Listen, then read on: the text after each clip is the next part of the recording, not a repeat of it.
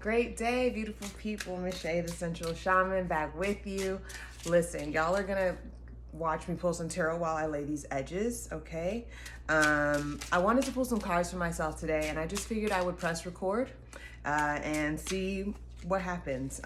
This message is gonna be for me, but as always, I feel like we are all sharing some collective energy.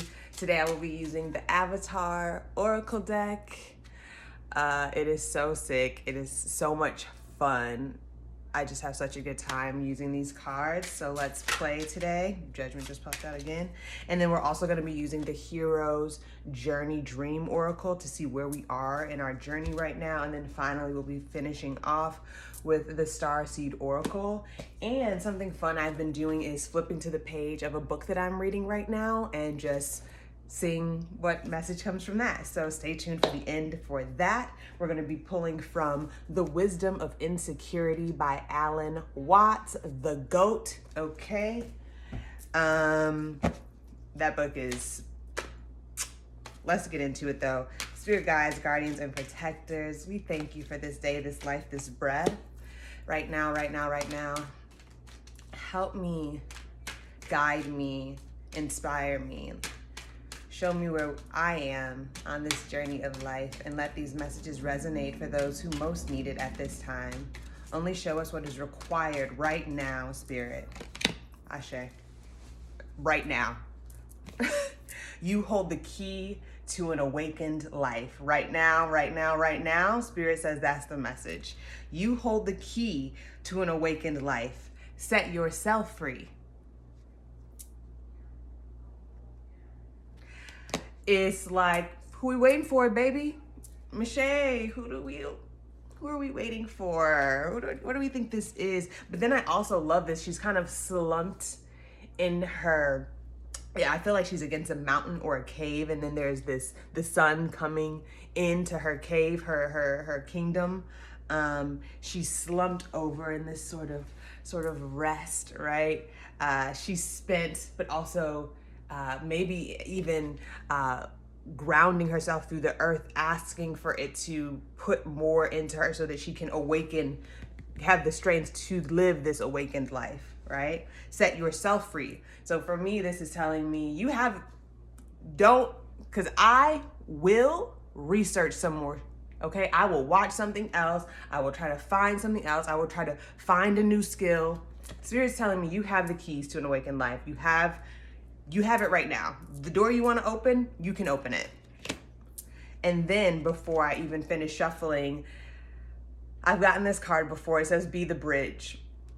Expand your consciousness to behold both worlds, right? And Colin of Queer Cosmos talks about this and talks about other teachers and philosophers who have talked about the idea of both and I have been keeping that with me so close. That's something that Gemini, the energy of Gemini really teaches us, right? Geminis understand the idea of both and that's why they're seen as crazy. And it's like, right, this idea that Geminis are of split mind, but this world has so much contradiction.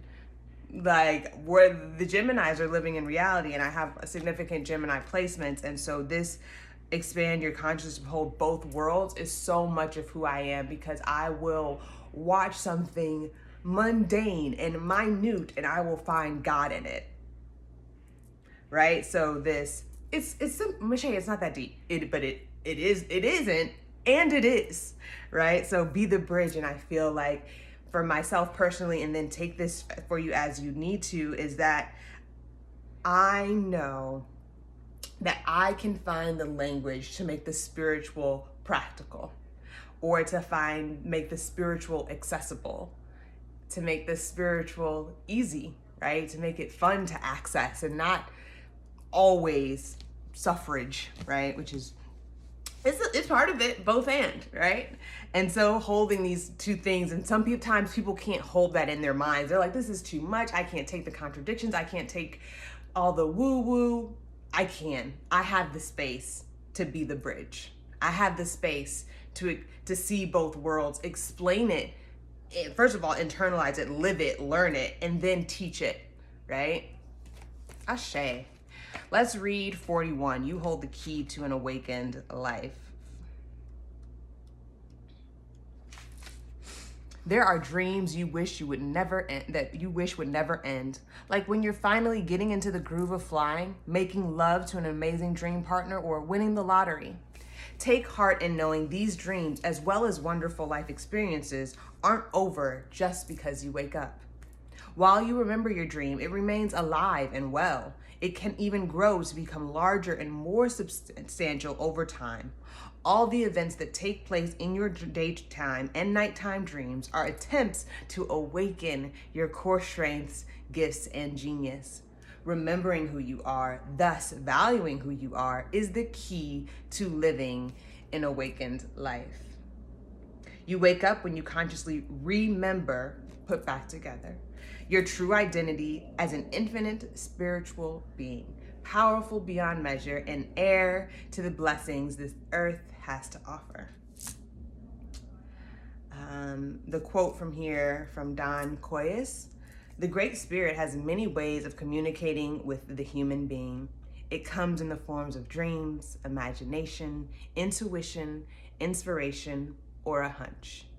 We need to pay attention to our dreams." I'm sure there's more to the quote, but pay attention. Pay attention to the hunch. Pay attention to the resistance. Pay attention to the inspiration. Just pay attention. I want to reread. All the events that take place in your daytime and nighttime dreams are attempts to awaken your core strengths, gifts, and genius, right? So all of these things that we're dreaming about, these are the tools. And your inspiration is the key. Your intuition is the key. Like, that is going to open the door for you. And I'm actually gonna share this quote from Sadhguru, and it says, life is an unlimited amount of doors. I'm not gonna get it perfectly, but he says, actually, let me get my notes off my iPad since I'm on my phone. This is a beautiful quote.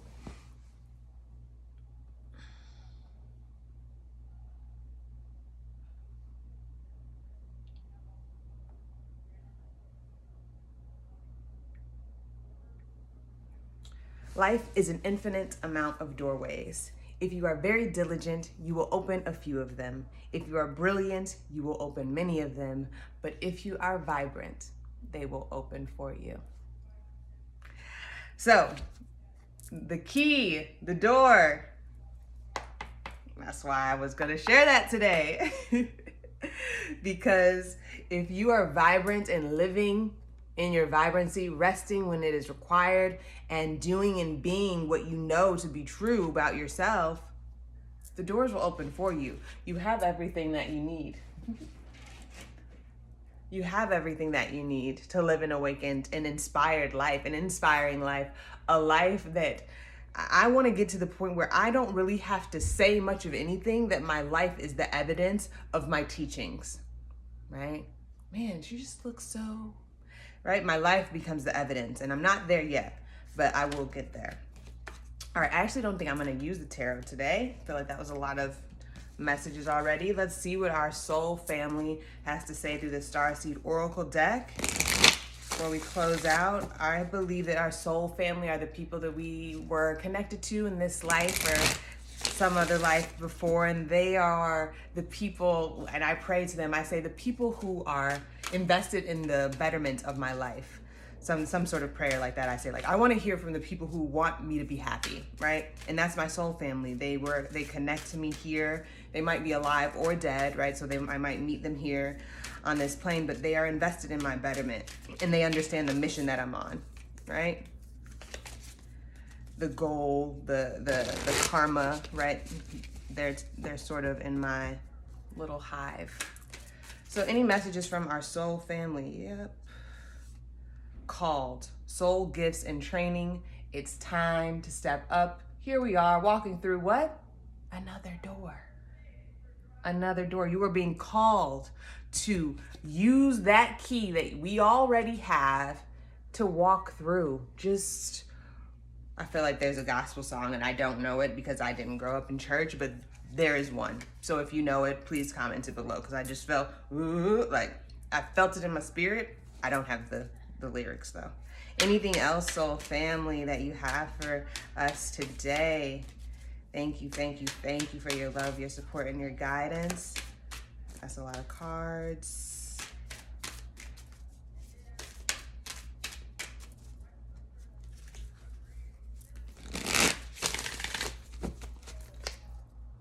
Last messages from our soul families about what is required right now, right now, right now, right now. All paths lead home. Your inner authority, intuition, turn your gaze within, right? Intuition, again, holding the key. The genius, your grudge, your hunch. Who's holding a grudge? Let it go. All paths lead home. I feel like, right, these two people are in this is the same story, right? We go through this sort of maze and we're wondering if we're gonna do it right. And I remember I had this in a reading with someone. They're like, should I go back here? Should I go to school, right? We're always trying to decide here or there.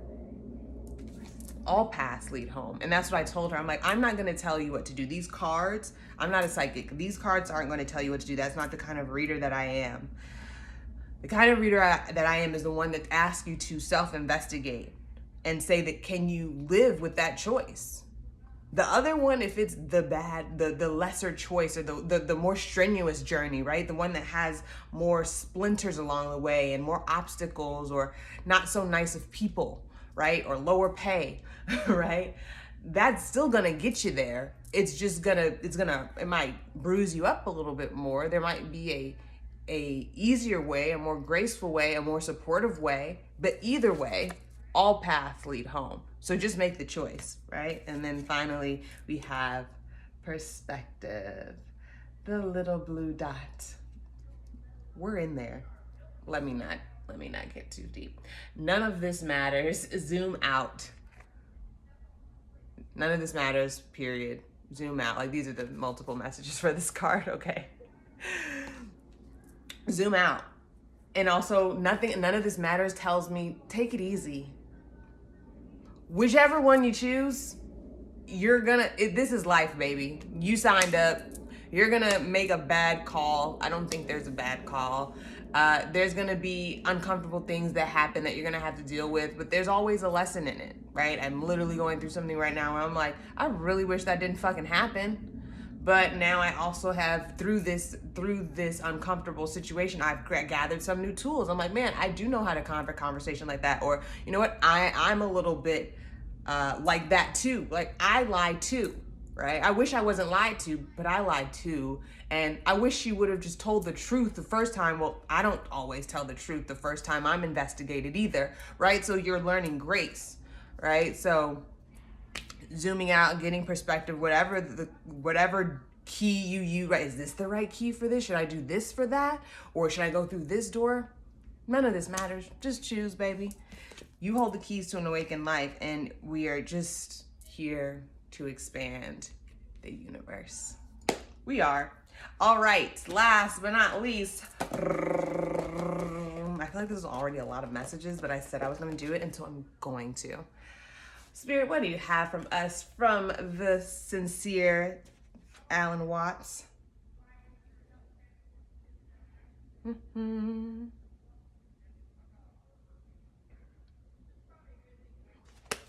right, let's see. I feel like there's, oh yeah, see, I don't want that. I don't want there to be a bookmark. That's gonna,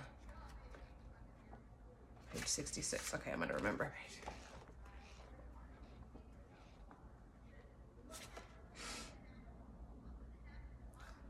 This is no caricature. It is the simple reality of millions of lives, so commonplace that we need hardly dwell upon the details, save to note the anxiety and frustration of those who put up with it, not knowing what else to do.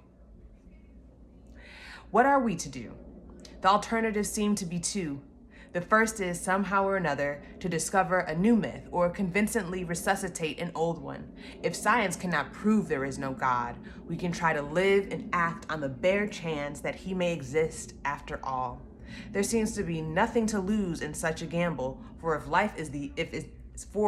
death is the end, if life is the end. For if death is the end, we shall never know what we have lost. But obviously, this will never amount to a vital faith, for it is really no more than to say, since the whole thing is futile anyway, let's pretend it isn't. The second is to try grimly to face the fact that life is a tale told by an idiot and make of it what we can, letting science and technology serve us as well as they may in our journey from nothing to nothing. Perspective. None of this matters. Yet these are not the only solutions. We may begin by granting all the agnosticism of a critical science. We may admit frankly that we have no scientific grounds for belief in God, in personal immortality, or in any absolutes, right? We have no scientific grounds for absolutes. We may refrain altogether from trying to believe, taking life just as it is and no more. From this point of departure, there is yet another way of life that requires neither myth nor despair, but it requires a complete revolution in our ordinary habitual ways of thinking and feeling. If you are still with me, here we go. Listen, if y'all know Alan Watts, come on. The extraordinary thing about this revolution is that it reveals the truth behind the so-called myths of traditional religion and metaphysics. It reveals not in belief, but actual realities corresponding in an unexpected way to the ideas of God and of eternal life. There are reasons for supposing that a revolution of this kind... Okay, I'm gonna stop.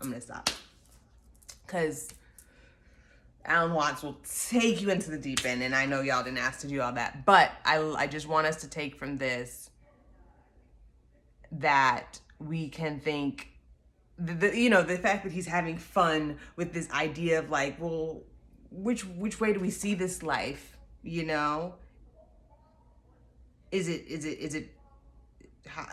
faith enough to get us through?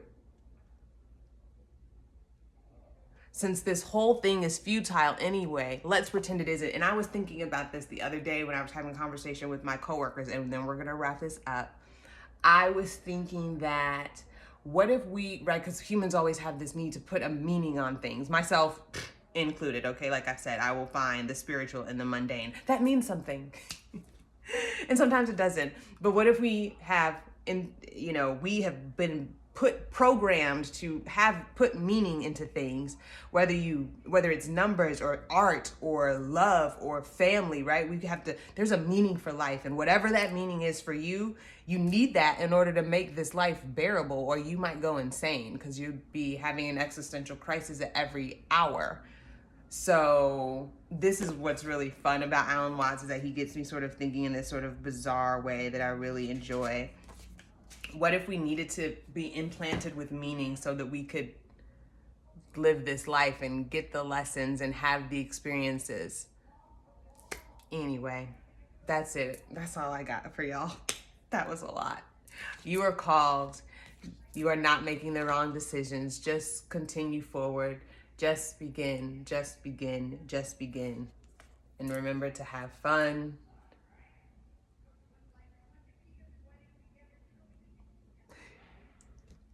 I'll talk to you guys later.